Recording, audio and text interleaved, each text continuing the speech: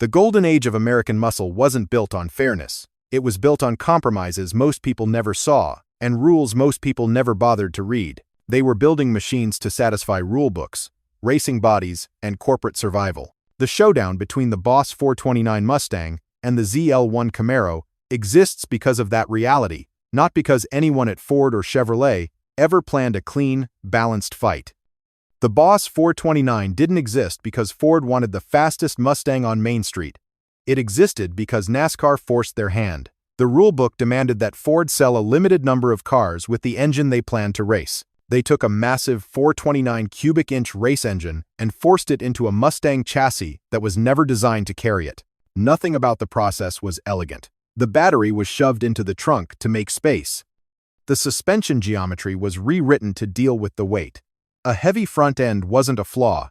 It was the price of legality.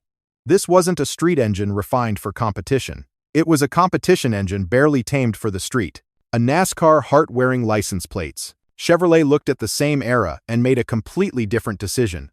The ZL1 Camaro wasn't born from public rulebooks or homologation pressure. It came from internal order forms, quiet conversations, and buyers who knew exactly what they were asking for. Maximum output, minimum weight, no interest in comfort, no concern for casual drivers.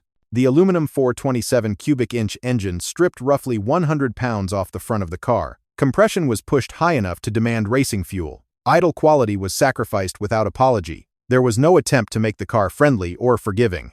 On paper, the Boss 429 and the ZL1 Camaro looked like equals. Big engines, limited production, similar numbers printed where insurance companies could see them. In reality, they were answering completely different questions. One was designed to survive sustained high-speed operation, lap after lap, heat-soaked and loaded. The other was designed to end races quickly, violently, before endurance ever became an issue. So, when these two cars found themselves nose-to-nose at the same stoplight, the clash had nothing to do with brand loyalty. It wasn't Ford versus Chevrolet. It was purpose colliding with misuse. And neither car was wrong for what it was built to do. You feel the difference the moment you turn the key. The Boss 429 doesn't jump at your command. It doesn't bark. It doesn't beg to be revived. It behaves like an engine built for long, hard work. Something designed to stay loaded, not to show off. Those massive cylinder heads weren't created for stoplight theatrics. They were shaped for airflow at speed, where steady throttle matters more than quick stabs. Snap the pedal too fast, and the engine barely reacts. Feed it smoothly, and it starts to come alive. With curb weight pushing past 3,600 pounds and a heavy nose pressing into the pavement, the Boss 429 makes one thing clear immediately. Aggression doesn't help you here, control does. Launching clean requires patience, timing, respect for weight transfer that never quite happens the way you want it to. On the road, the car feels serious. Steering effort is heavy. The front end never lets you forget what it's carrying. There's always a sense that the chassis exists to support the engine, not the other way around. Drivers who understand momentum, gear selection, and sustained load extract far more from it than anyone chasing instant response. The ZL1 delivers a warning of a completely different kind. Take weight off the nose and the entire personality changes. The aluminum engine spins up faster. Throttle response is sharp, immediate, almost impatient. Power arrives without negotiation. High compression keeps the engine on edge at all times. Idle quality is rough. Low-speed manners are miserable. Heat management is never optional. But once traction appears, the ZL1 hits hard. Hard enough to feel out of proportion to the car itself. Where the Boss asks you to manage power, the ZL1 dares you to survive it. These cars don't feel different because one is better engineered. They feel different because they were engineered for completely different kinds of danger. The moment these cars rolled out of the factory, the paperwork stopped telling the truth. Not because the engineers didn't know exactly what they had built. They did, every one of them, but the truth caused problems. Insurance companies, racing sanctions, corporate politics that nobody wanted to wake up. So Detroit did what Detroit always did in that era. They lied carefully. Ford officially rated the Boss 429 at 375 horsepower and 450 pound-feet of torque, a number chosen to keep regulators calm and buyers curious. Real testing told a different story. Period evaluations showed the engine made more power than advertised, But not in the way most street racers expected. There was no massive torque hit off the line, no violent snap at low RPM. The Boss 429 made its power through airflow and stability. It breathed deeply. It stayed composed under load. Its advantage didn't show up at launch. It showed up when the engine stayed pinned and the heat stayed on. That's why some drivers walked away unimpressed, and why others discovered the truth only after keeping it working hard, longer than they thought necessary. Chevrolet handled the lie differently.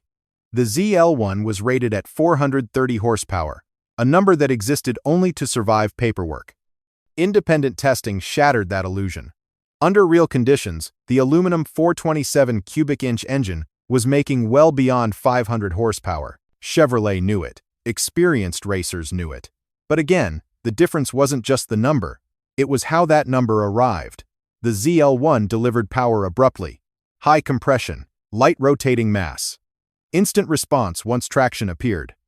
Where the Boss built strength progressively, the ZL1 dropped it on you all at once.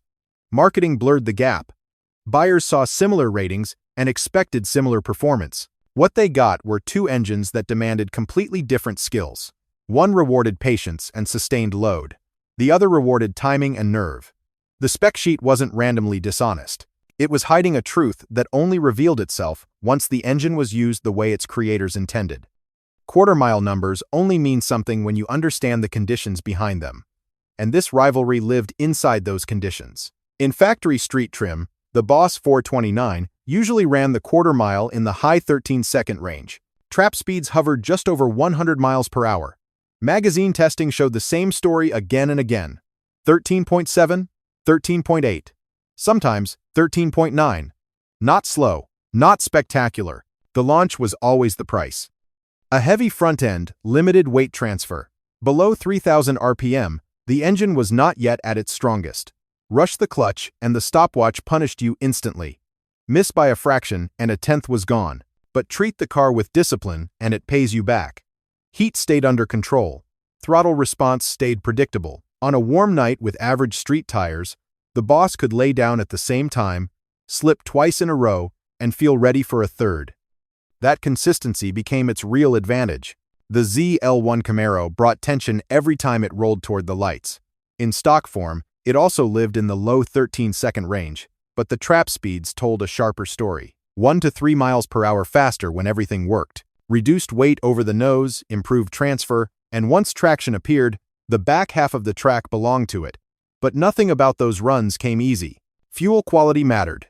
Ambient temperature mattered. Driver precision mattered.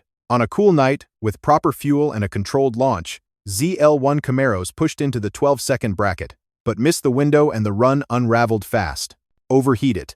Rush the throttle. Misjudged traction. Any mistake showed up immediately on the clock. That is where the tension lived. One car demanded patience, the other demanded perfection. Owning either of these cars was never just about the money you handed over at the dealership. That was only the entry fee. What came next revealed whether the owner had chosen wisely. The Boss 429 carried a serious upfront cost, but its real demand was commitment, not constant repair. Maintenance mattered. Valve adjustments were routine. Ignition tuning could not be ignored. Cooling systems needed attention. Fuel consumption was heavy but honest. The engine tolerated sustained hard use without falling apart. For owners with mechanical discipline, the price was time and understanding, not repeated failure. Driving skill mattered just as much. The Boss did not reward impatience. Treat it like a typical street muscle car, and disappointment came quickly. Respect its operating range, and it delivered consistency that few engines of the era could match. It rewarded knowledge, not aggression. The ZL1 demanded payment in a different currency. High compression required expensive fuel. Heat management was not optional. Neglect was punished immediately and without mercy. The aluminum engine delivered extraordinary performance, but only when everything was right. Small mistakes became large bills. Missed adjustments turned into damaged parts. There was no safety net for casual ownership. Driving skill mattered even more here. The ZL1 did not forgive hesitation or inexperience. In capable hands, its performance justified every sacrifice. In average hands, it became intimidating, inconsistent, and brutally expensive. That gap defined its reputation. The question was never which car was better. It was which car matched the owner. One rewarded control, patience, and endurance. The other rewarded commitment, precision, and nerve. Both demanded respect. Trying to name a single winner between the Boss 429 and the ZL1 was always the wrong question. These cars were never built to solve the same problem. They were created to answer different demands, and each answered honestly, even when that honesty made ownership uncomfortable. The Boss 429 proved that performance did not need drama to be real. It was shaped by racing rulebooks, airflow science, and the requirement to survive long periods of sustained speed. On the street, it asked for patience before offering anything back. In return, it delivered stability, mechanical integrity, and the quiet confidence that the engine would still be pulling when others began to fade. The ZL1 represented the opposite belief. Chevrolet built a car that demanded attention and punished hesitation. Driven well, it delivered performance that few street-legal machines of its era could approach. Driven poorly, it exposed weaknesses immediately and without apology. It did not teach the driver how to improve. It simply revealed who was ready and who was not. Neither philosophy was superior. They appealed to different kinds of people. The Boss rewarded control, endurance, and mechanical understanding. The ZL1 rewarded commitment, precision, and a willingness to accept risk. That is why the argument never ended. Not because the data was unclear, but because the choice was personal. The stoplight did not decide it. The drag strip did not settle it. The owner did. So imagine yourself there, in that era, keys in your hand, knowing exactly what each machine demanded. Would you choose the Mustang built to satisfy racing law, or the Camaro built to bend it? Pick your side. Be ready to defend it.